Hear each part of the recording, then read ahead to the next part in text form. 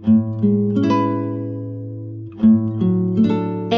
now, it's time for DJ Raqi's Secret Files.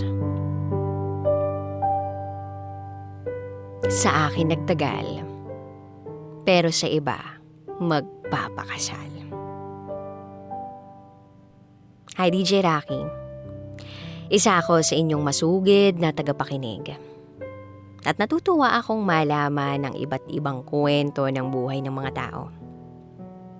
Ito yung naging inspirasyon ko para ikwento ko rin ang naging karanasan ko na sana'y kapulutan ninyo ng aral. Itago niyo ako sa pangalang Bia, 26 years old, single mom. And this is my secret file. Nagkaroon ako ng kasintahan na itago natin sa pangalang Zian. Nagsimula ang lahat nang hindi niya inaasahang makita ako sa school na parehas naming pinapasukan. Ang sabi niya sa akin na love at first sight siya, kaya nagkaroon siya ng interes na ipagtanong-tanong ako sa iba niyang kaklase. Kasi hindi raw talaga siya pamilyar sa mukha ko. At sakto yung napagtanungan niya, yun pa ang kaibigan ko. Kwento niya nung nalaman niya ang pangalan ko, he stalked me on Facebook. Inad niya ako agad. Hanggang sa doon na nagsimula ang lahat. Nagkaka-chat kami and niligawan niya ako for 2 months. At nung sa tingin ko na mabait naman siya at unti-unti ko na siyang nakikilala dahil sa madalas naming pag-uusap, sinagot ko na siya. Palagi niya akong sinasabayang umuwi. Hinahatid niya ako sa sakayan at mag-aabang ito hanggang sa umalis na ako. Yung relasyon namin noon sobrang saya. Siguro gaya lang din ng tipikal na relasyon, nagkakaaway pero madalas naming pinipiling ayusin. Tumagal yung relasyon namin ng 7 years. Simula nung high school kami hanggang sa tumungtong kami ng college at nakagraduate. Very consistent siya. Never siyang nag-fail na pasayahin ako at pakiligin ako araw-araw. Yung mga kakilala namin palaging sabi, nakakainggit daw kasi sobrang tagal na namin. Sigurado na kami sa isa't isa. Kilalang kilala na namin ang isa't isa. Noong mga panahon na yun, siguradong sigurado na ako na siya talaga.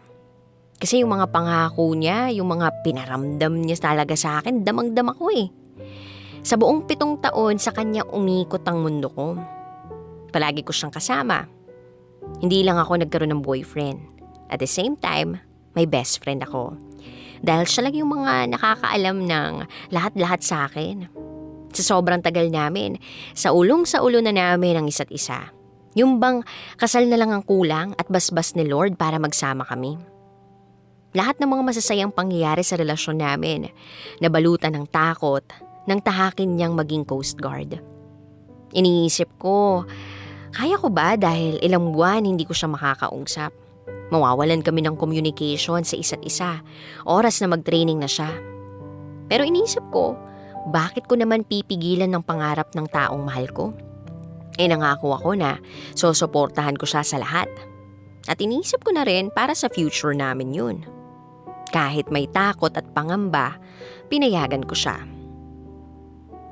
Kasi ano pa't mahal ko siya kung pipigilan ko siya sa mga bagay na gusto niya. Nangako naman siya na ako lang at gagawin niya yun para sa akin at sa pamilya niya. Magtiis muna raw ako. Bago siya umalis, binigay ko ang sarili ko sa kanya. First ko siya at first niya rin ako. Kasi kahit naman 7 taon na kami, hindi naman niya hiningi sa akin yun kasi alam kong nire-respeto niya ako. Ang sabi ko kasi, hindi pa talaga ako handa. Kasi medyo bata pa rin kami noon at hindi pa kami handa sa responsibilidad. Nung araw na may nangyari sa amin, 2 araw na lang yun bago siya umalis. At sinulit namin ang bawat sandali. Binigyan niya ako ng promise ring nung araw din na yun. Napaiyak ako kasi kahit hindi naman proposal ring yun, sobrang sweet naman. Ang sabi niya maghintay ako at pagkatapos, nakatapos na siya at nakapag-ipon-ipon, dun niya ako pakakasalan. So ako nagtiwala ako kahit walang kasiguraduhan. Mahal ko kasi at tiwala ako ng sobra. Dahil kahit sa sobrang tagal ng relasyon namin, hindi niya naman ako ipinagpalit sa iba. At sigurado ako doon. Fast forward. Makalipas ang ilang buwang paghihintay, nabalitaan ko na lalabas na raw siya. Sobrang excited na ako noon kasi ang tagal naming hindi nagkita. Miss na miss ko na talaga siya. Nung araw na dumating siya, andun ako para salubungin siya at batiin na sobrang proud ako sa kanya. Kasi malapit na kami sa mga pangarap namin. Nung nakita ko siya, niyakap ko siya at niyakap niya rin ako't hinalikan. Nung mga segundong yun, hindi ako nakapagsalita. Ang gusto ko lang yakapin siya dahil matagal kong na-miss yung mukha niya at boses niya. Yung buong pamilya nila nag-celebrate sa pagdating niya. Konting salo-salo para sa kanya at hindi na ako umuwi noon kasi gusto kong sulitin ang araw ng pagdating niya. At tumawag naman siya sa bahay para ipagpaalam ako at pinayagan naman ako. Nag-usap kami kung anong nangyari sa kanya doon habang nagtitraining, nagkwento siya pero konti lang. Hindi yung gaya ng dati na sobrang daldal niya talaga. Yung halos hindi na ako makasalita sa kanya. Inisip ko lang noon baka pagod lang siya. Hinayaan ko lang pero hindi talaga eh. Nung gabing umuwi siya, may nangyari uli sa amin. Syempre, miss na namin ang isa't isa. Buong gabing magkayakap kaming dalawa. Inisip ko na andito na siya uli, hindi na ako malulungkot pa. Pero lahat ng yun, napalitan ng sakit. Makaraan lang ng 2 araw nung umuwi siya. Pumunta siya sa bahay. Napapansin ko parang balisa siya. Tinanong ko siya kung masama ba ang pakiramdam niya. Pero sabi niya, ayos lang siya. Kinabahan na ako nung sinabi niya na mag-usap kami. Sabi ko, sige, tungkol saan ba yun? Ngiti-ngiti pa ako nun.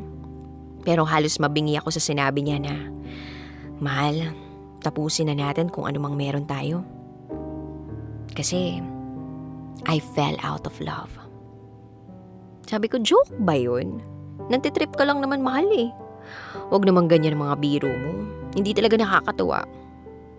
Pero hinawakan niya ang kamay ko. At halos nakatungo lang siya. Sabi niya, pasensya na. Kasi talagang wala na akong nararamdaman sa'yo.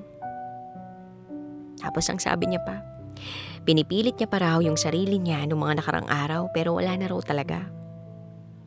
Sabi ko, di ba sabi mo ikakasal pa tayo? Nangako ka, di ba? Tapos, ayun, pinakita ko yung singsing na bigay niya bago siya umalis. Tapos, tumungo lang siya ulit. Sabi niya, patawad sa lahat. At pagkatapos nun, umalis na siya. Chinat ko siya. Binaba ko yung pride ko. Balikan niya lang ako. Kahit na hindi ko alam kung saan ako nagkulang. Hindi ko kasi talaga alam bakit. Papaano? Hindi naman kasi siya yung Zian na nakilala ko. Hindi siya yung Zian na minahal ako ng 7 years. Kinabukasan, pinuntahan ko siya sa kanila. Nagmamakaawa ako pero ayaw niya na talaga. Inisip ko baka nagpapalamig lang kaya hinayaan ko. Pero yung pag-chat sa kanya, kumain ka na, ingat palagi, chinachat ko yun sa kanya, walang sablay. At pinuntahan ko uli siya sa bahay nila para talagang makausap siya uli. Pero sabi ng mama niya, wala na raw, umalis na. At lumuwas kasi may inaayos na mga dokumento. Lutang na lutang ako ng mga panahong yun. Umiyak ako palagi. Hindi ako nagsasawang i-chat siya. Kung nasan siya, pupuntahan ko siya, mag-ayos lang kami. Pero palagi niyang sinasabi na tigilan ko na raw siya. Isang beses tinanong ko sa kanya sa chat, meron na ba? Meron na ba ha? Nag-reply siya at sabi niya wala raw. Pero iniisip ko, bakit naman? Nangako siya sa akin eh. After all these years, ganun-ganun na lang. So ginawa ko lahat ng paraan para mahalin niya lang uli ako. Pero lahat yun, wala talaga. Nawawalan na ako ng pag-asa. Pati sarili ko napapabayaan ko na. Sobrang upset na upset ako. Araw-araw yun, kahit tinatawagan na ako para sa interview ng ina-applyan ko, hindi ko sinipot. Kasi hindi ko na alam kung paano uli aayos yung buhay ko. Dapat sabay kaming tutupad ng pangarap namin pero napakadaya naman niya. Fast forward, makalipas ang 1 buwan, nabalitaan ko na may girlfriend na siya. Sobrang durog na durog ako dun. Sabi niya ako lang. Ba't naman ganun? Sobrang sakit. Tinatry ko siyang i-chat pero wala na. Binlock niya na ako sa Facebook. Tinatawagan ko siya sa number niya pero mukhang nagpalit na rin siya. Pinuntahan ko siya sa kanila pero wala na rin daw siya ron. Araw-araw iyak ako ng iyak. Kasi pakiramdam ko iniwan ako sa ere ng ganun-ganun na lang. Not until nararamdaman ko na parang may kakaiba sa akin. Madalas yung pagsakit ng ulo ko at nagsusuka ako.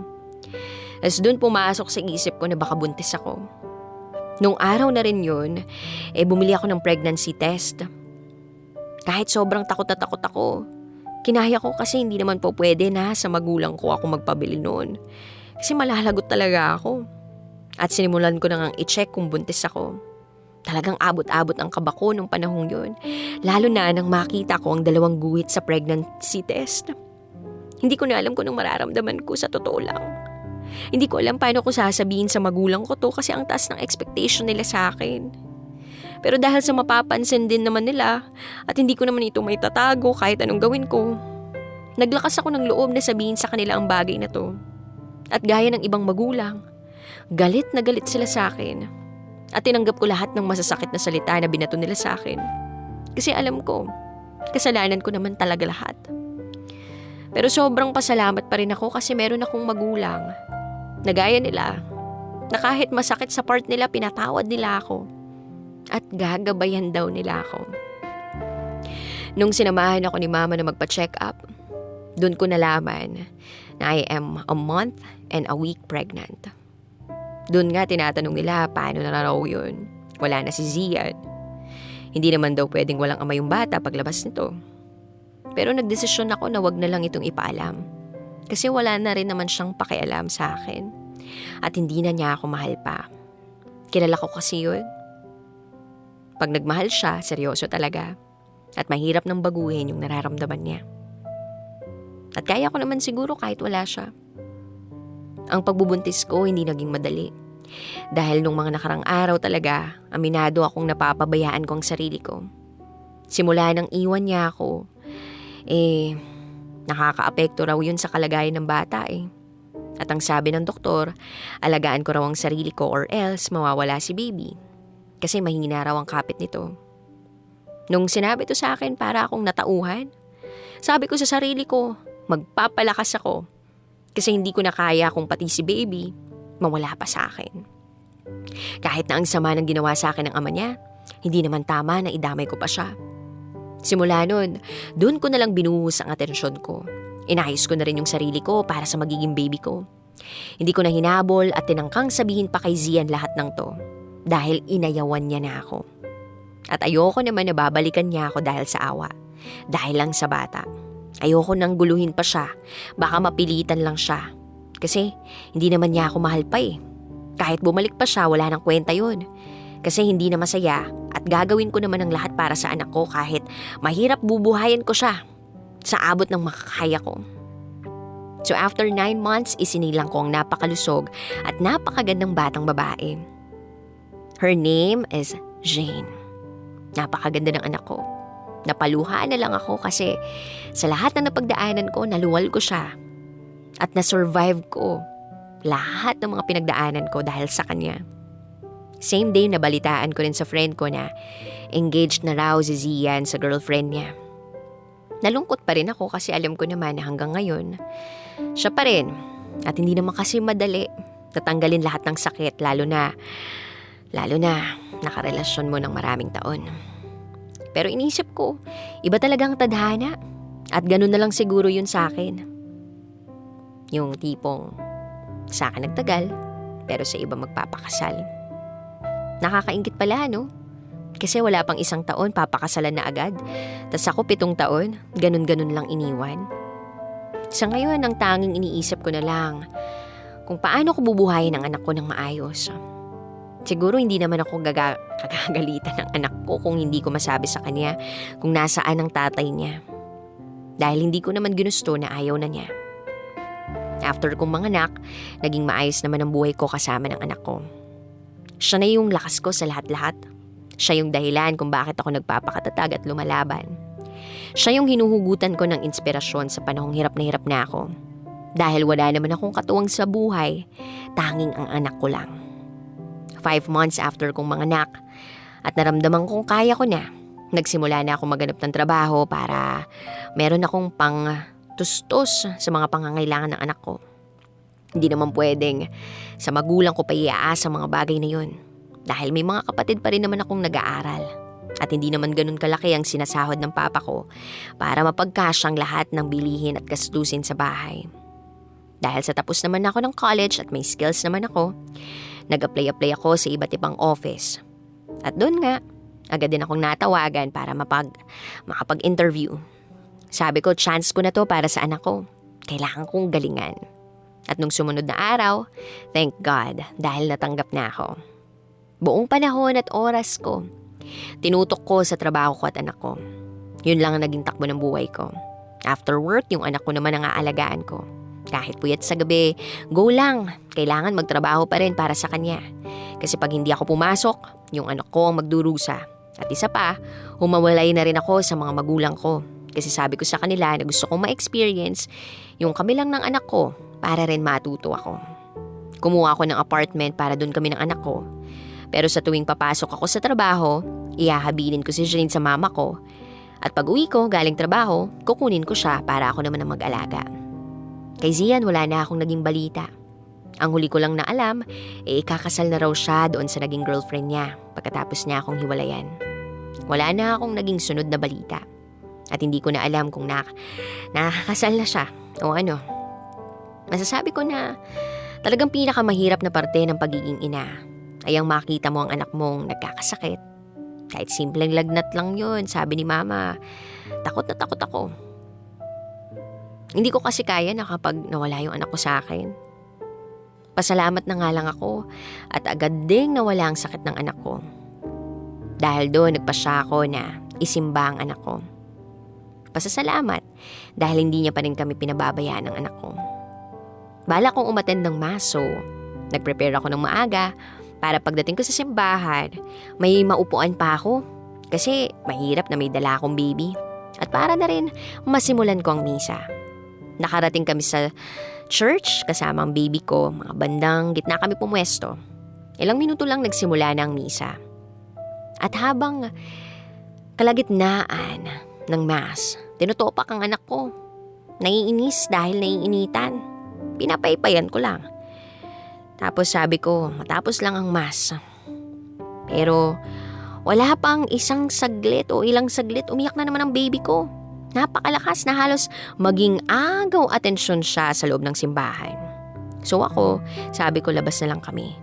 Kasi ang lakas umiyak ng baby ko. Makakaabala pa kay father at mapagalitan kami. So agad kong sinuot ang bag na dala ko at umalis na. Ramdam ko yung mga taong nakatingin sa amin ng anak ko nung naglalakad ako.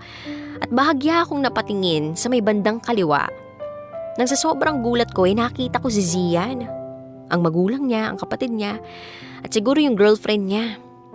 Doon sa loob ng simbahan. Nakatingin to sa akin. Lalo sa hawak kong baby. Kita ko sa mukha niyang gulat siya.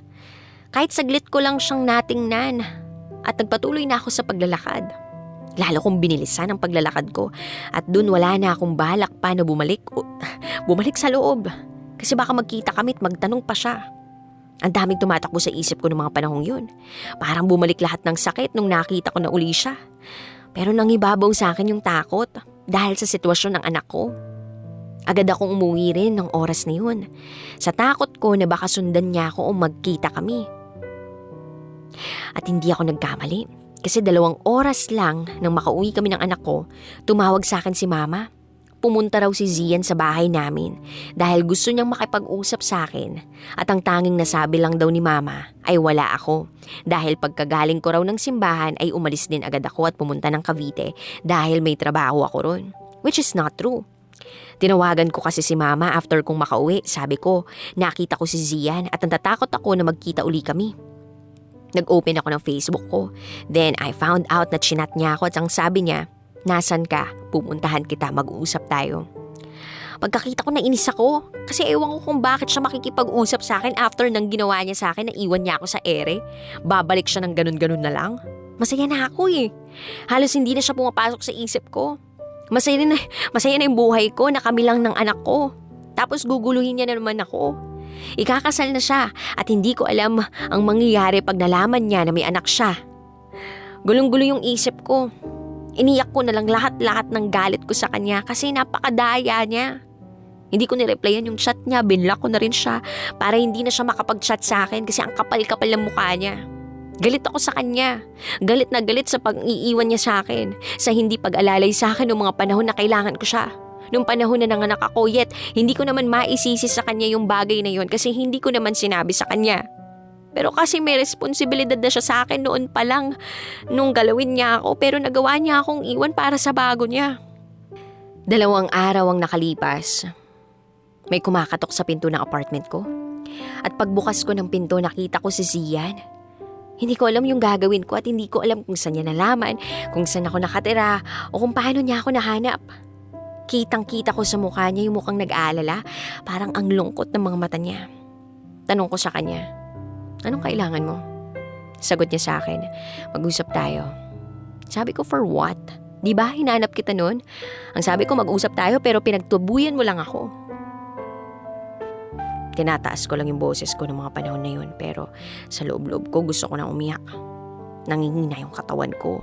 Yumuko lang siya nang sabihin ko sa kanya yun. At isasara ko na ang pinto nang mabilis niyang hinarang ito ng braso niya. At doon ako nagulat sa ginawa niya dahil niyakap niya ako ng sobrang higpit. Ang tangi ko na lang naririnig ay ang mga katagang sorry mahal. Sorry. So, doon ako nagsimulang umiyak kasi parang napakadali lang sa kanya na ganun-ganun lang akong balikan. Ganun na lang ba yun? Nababalikan niya lang ako kung kailan niya uli gusto? Not knowing na sobrang sakit yung iniwan niya. Na pinili niyang iwan ako. Tumagal lang yung yakap niya ng ilang segundo at bumitaw lang ito nang marinig niyang may umiyak na bata sa loob ng kwarto. Napatitig siya sa akin. Ako hindi ko alam kung anong gagawin ko kasi sa totoo lang. Hindi ko talaga alam kung anong dapat kong gawin. Pumunta siya kung saan nanggagaling ang iyak. At ang tanging nagawa ko lang ay ang sundan siya. Pagkakita niya kay Jane na umiiyak, nilapitan niya to. Umiyak siya ng umiyak. Kinargan niya, pinatahan niya. Hanggang sa nakatulog to sa bisig niya. Wala akong idea kung alam niya na pero sa mga titig at haplos niya sa anak ko pakiramdam kong ramdam na ramdam niya. At pagkatapos, lumapit siya sa akin at ang sabi niya, kamukha ko. At doon ako uli nagsimulang umiyak. Hindi ko alam anong mararamdaman ko. Hindi ko alam kung masaya ako, malungkot ako. Basta gusto ko lang umiyak. Nakita ko yung anak ko karga ng ama niya. Ang saya pala sa pakiramdam. Pagkatapos nun, nag-usap kami. Bakit di ko sinabi pero tipid lang ang sagot ko na alam mo na ang sagot. Humingi siya ng tawad sa lahat ng nagawa niya. At sabi niya pa, bubuuin namin ang pamilya namin. Wow, pamilya. Ikakasal lang nga siya eh. Sinasabi ko sa kanya na hayaan niya na kami ng anak niya. Kaya ko naman, kahit wala siya. Pero nagagalit siya, sabi niya. Hindi, bubuuin ko ang pamilya natin. Patawad sa lahat ng nagawa ko, maniwala ka man o hindi. Hindi nawala ang pagmamahal ko sa'yo. Siguro naiwan kita dahil na-excite ako sa iba pero ngayong nakita kita uli, mahal. Yung akala ko kaya kung wala ka, mahal hindi pala. Napatungo na lang ako nang sabihin niya yun. Hindi ko kasi alam ang sasabihin ko sa kanya. Parang ayokong magtiwala uli. Inabot siya ng gabi sa bahay. Ayaw niyang umuwi kahit anong pilit ko. Inalagaan niya yung anak namin. At nung matutulog na kami, humiga siya, tumabi lang sa akin. Ramdam ko yung yakap niya. At nung akala niyang tulog na ako, ang higpit ng yakap niya. Sumunod ang mga araw, halos ayaw niya nang umalis sa bahay. Umaalis lang siya, maliligo, tas babalik din. Palagi itong may dala ng mga needs ni Jane like gatas, diaper. Bumili pa siya ng mga pambabaeng damit. Ako, hindi ko rin naman siya masyadong pinapansin pag nasa bahay siya kasi masakit pa rin eh. Malaki pa rin yung galit ko sa kanya. Pero araw-araw, sinusuyo niya ako. Hindi siya tumitigil kahit anong taboy ko sa kanya. Wala talaga, ayaw niyang umalis. Hindi lang sa anak namin palagi siyang may dala, kundi meron din sa akin. Binibigyan niya ako ng chocolate. Pero hindi ko naman kinakain. Nilalagay ko lang sa fridge. Sabi niya sa akin na nakipag-iwalay na raw siya dun sa babaeng pinalit niya sa akin. At first, hindi raw pumayag yung babae. Pero sabi niya, may anak na raw siya at sa akin daw siya magpapakasal. Hanggang ngayon, hindi siya tumitigil kasusuyo sa akin. At yung pagbawi niya sa anak niya, ayun, ginagawa niya. Pero ang hirap na muli magtiwala. Kasi wala na namang kasiguraduhan. Natatakot kasi ako na baka isang araw, magising na naman uli ako. Gulong-guli yung buhay ko dahil bigla na namang iniwan ng walang dahilan. At dito na nagtatapos ang aking secret file. Muli, ako si Bia. At ito, ang aking secret file. Always your number one SM radio station. Love Radio. Kabisyo, nakarelate ka ba sa secret file na binasa ko? Kung nakarelate ka, mag-subscribe ka na dito sa aming YouTube channel at pindutin mo na rin ang notification bell para updated ka sa mga susunod na episodes ng DJ Raqi Secret File.